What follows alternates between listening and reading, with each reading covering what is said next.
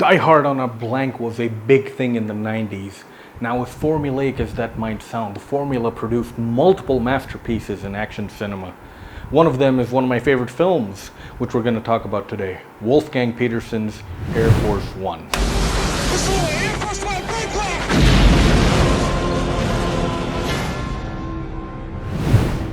This film never gets boring. It still stands the test of time and will always be an infinitely cool premise. What happens when the one airline in the entire world, which is incapable of being hijacked, gets hijacked? And to add to the stakes, the freaking President of the United States has to take matters into his own hands and literally navigate his own compromised airline and beat the shit out of everyone. It's the ultimate child's imagination of a film being showcased on screen with incredible sophistication, respect, and brilliant action set pieces, which really put this film in a league of its own. Harrison Ford and Gary Oldman headline this game of cat and mouse aboard Air Force One. Joining them as supporting actors are William H. Macy and Glenn Close. The film's story shows POTUS's plane gets taken over by Russian terrorists after the US conducts an illegal operation on Russian soil, capturing one of their radical generals, whose name is, funnily enough, General Radic. Once you reach the first turning point at 30 minutes is when the film reaches a high, which it sustains throughout its entire runtime. Some side characters, like the captain of the plane,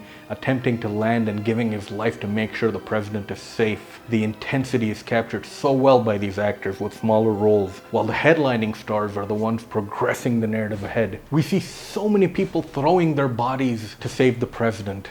A good way to decide your vote is always envision your candidates in this film and ask yourself if they'd make it out of this situation. Yeah, that's a good hypothetical. Which president do you think would absolutely wipe in this situation?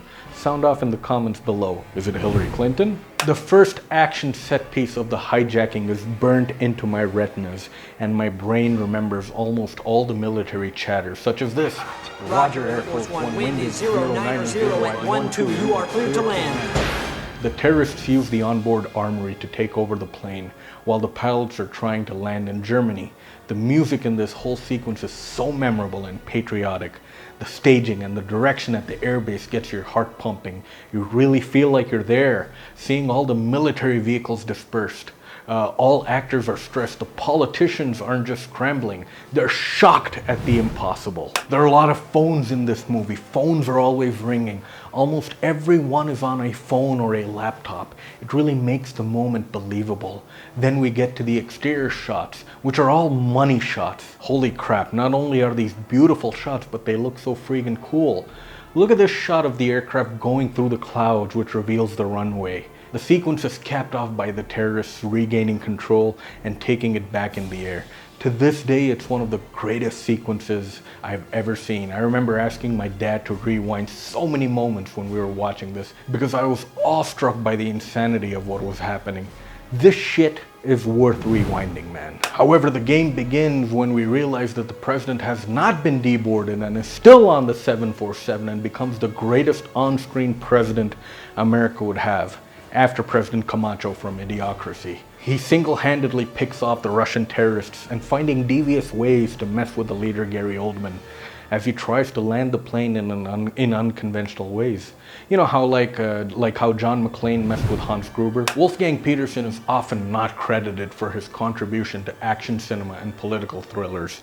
In the Line of Fire is another masterpiece which has brilliantly crafted and edited action scenes with a greatest scene of someone taking a bullet for the president. Das Boot, another landmark film in all of cinema. He has this way of weaving these great action set pieces in a film where the world is incredibly serious. The score is one to talk about and one to write about as well. The incredible Jerry Goldsmith composed and recorded it the entirety within 2 weeks. I think when Wolfgang Petersen didn't like the previous score. It's intense, it's epic, it's patriotic, and I like how it's a mixture of Americana and Mother Russia. It is a 90s movie, so it would have some cheesy lines here and there. Harrison Ford's "get off my plane" is one of them. But you know what, I'm not cribbing. It's these type of corny lines which I find missing in today's action movies. The final hurrah before the hero beats the villain. I don't know why the quality of one-liners has gotten so poor. Is it that the action movie has evolved or devolved? Or is it yet again corporate meddling and focus group movie making? I'd pick the latter. A guy in a suit can never imagine a line such as "get off my plane," because a guy in a suit is focused on increasing shareholder value. Action cinema doesn't get better than the 90s. Speed, Terminator 2, Cliffhanger, The Rock, all classic movies which came out in the 90s. Air Force One is among those classic action movies which you can always put on for a guaranteed good time. This is getting a 4 out of 5 stars in my book.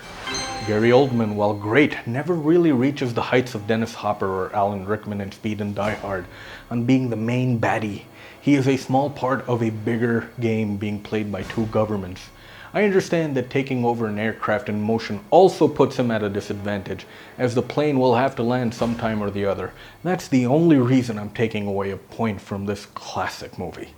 Thank you everyone for watching. If you enjoyed this video of a relic of a film, please hit the subscribe and like button, and I shall see you again very soon.